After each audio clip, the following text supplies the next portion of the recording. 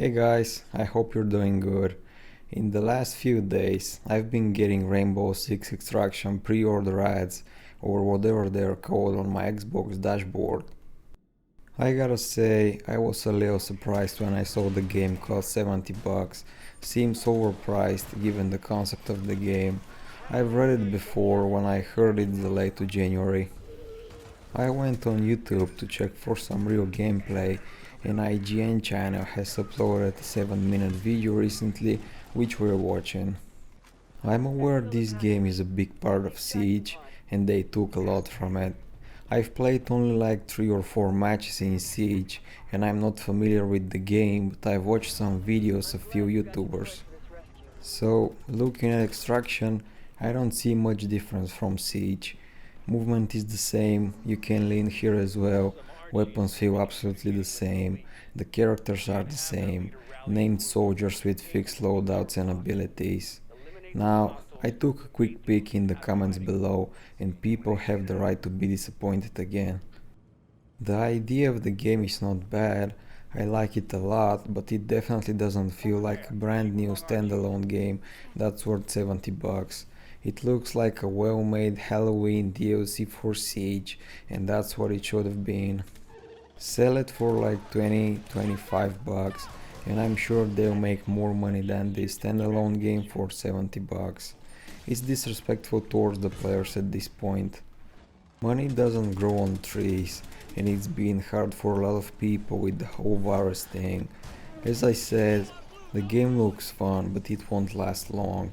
Look what happened to Back 4 Blood, and I don't even think it's a bad game.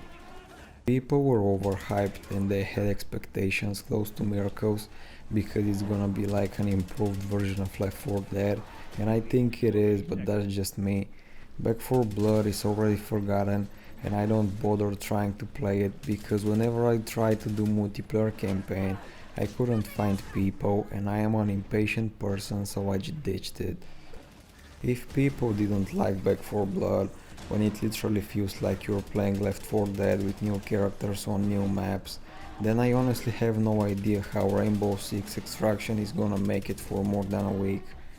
People will buy digital copies of the game, they'll get bored in 3 days, especially if they don't have friends to play with, and they'll refund it because no one wants to spend 70 bucks on that.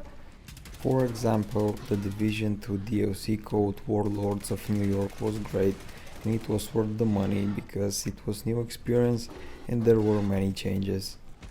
I personally couldn't find Siege satisfying because of how small the map is, but I've seen thousands of videos, so I guess it was a successful game. Probably because it's like a twisted tactical version of Counter-Strike.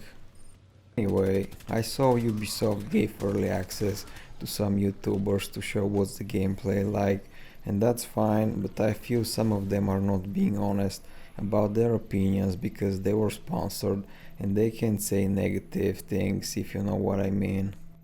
I've said it before and I'll say it again, there's probably millions of people at this point asking for a new Splinter Cell game, and Ubisoft keeps coming with some game ideas no one asked for.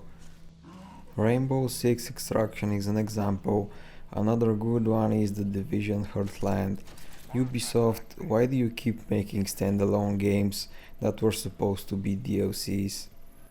Heartland is an open world survival loot and shoot PvP from third person that could be easily added to already well known Division 2 game.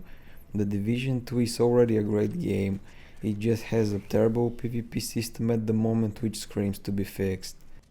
That's the perfect time to create a whole new PvP system that's balanced and make a new PvP survival mode in a new city people never played in.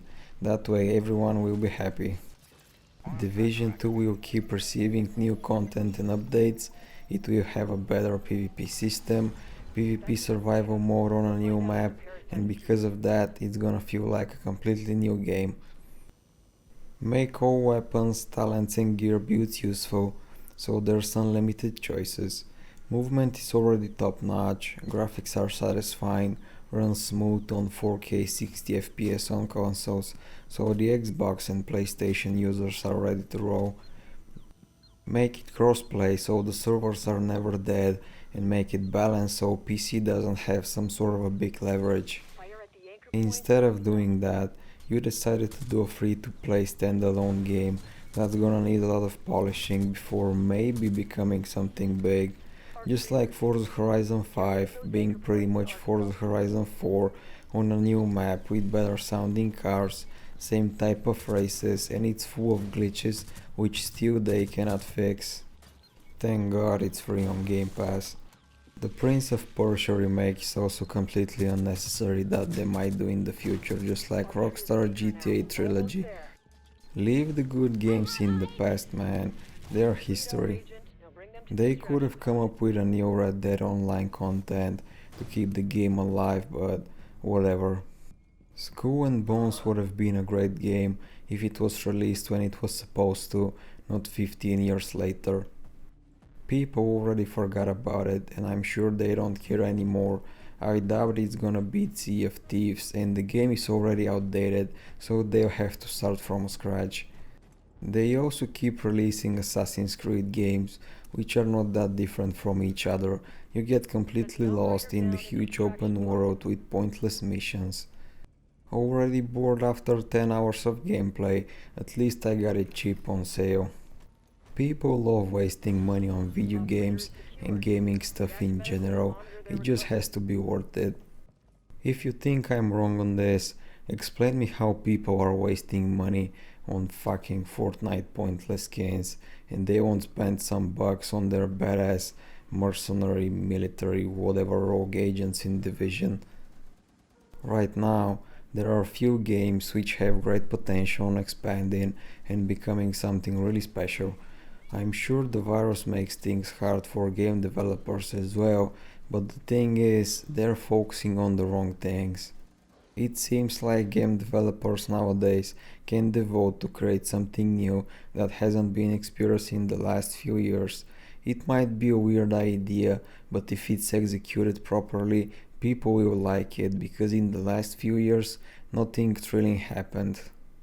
There are some titles reviewed in the Game Awards which look promising, and I really hope they don't disappoint.